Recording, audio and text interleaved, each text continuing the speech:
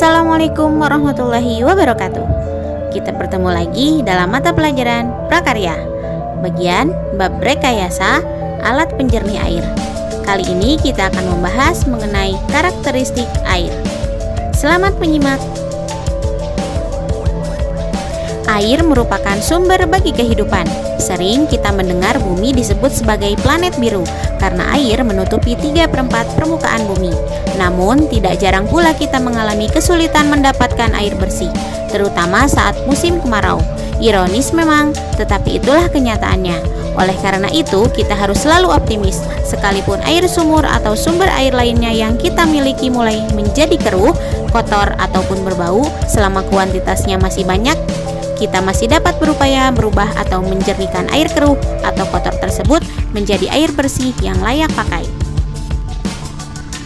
Ada berbagai macam cara sederhana yang dapat kita gunakan untuk mendapatkan air bersih. Cara yang paling mudah dan paling umum digunakan dengan membuat saringan air. Kita dapat membuat penjernih air atau saringan air sederhana. Perlu diperhatikan bahwa air bersih yang dihasilkan dari proses penyaringan air secara sederhana tersebut tidak dapat menghilangkan sepenuhnya garam yang terlarut di dalam air.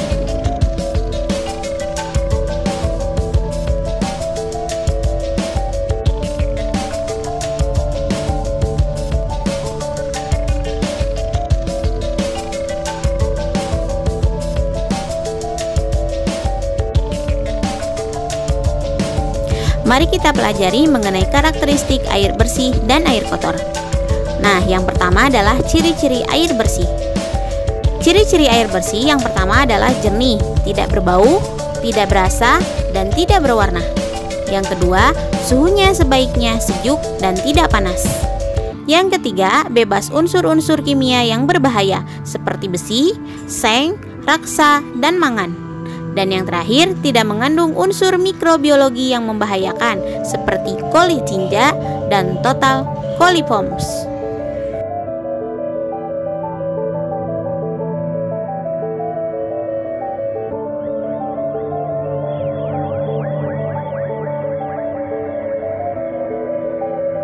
Selanjutnya, yang kedua adalah karakteristik air kotor. Ciri-cirinya adalah yang pertama, berwarna kotor. Yang kedua, suhunya panas. Yang ketiga, mengandung unsur-unsur Fe, Zn, Hg, dan Mn.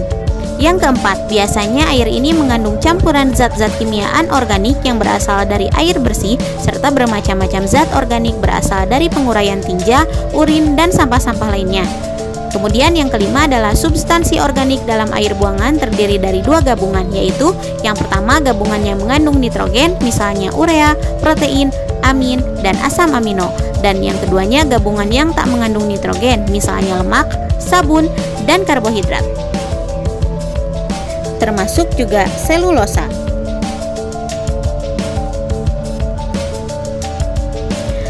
Tingkat kekeruhan air akan sangat bervariasi sesuai dengan struktur atau kandungan mineral dalam tanah dan pada masing-masing lokasi.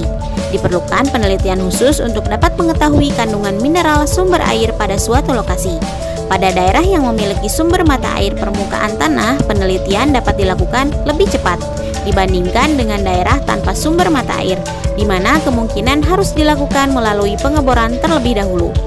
Penanggulangan secara cepat dapat dilakukan dengan cara melakukan penyaringan air dengan menggunakan beberapa teknik penyaringan air bersih secara alami atau buatan, maupun modern atau tradisional.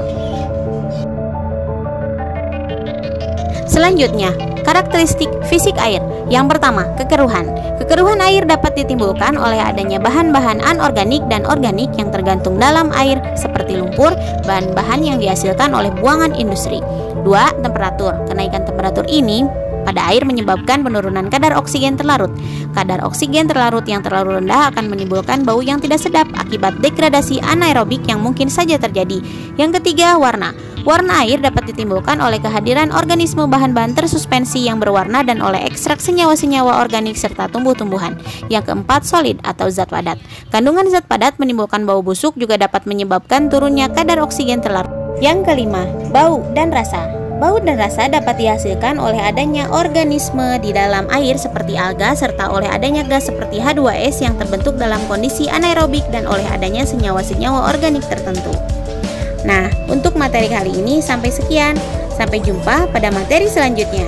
Silakan kerjakan untuk tugas pada pertemuan 1. Assalamualaikum warahmatullahi wabarakatuh.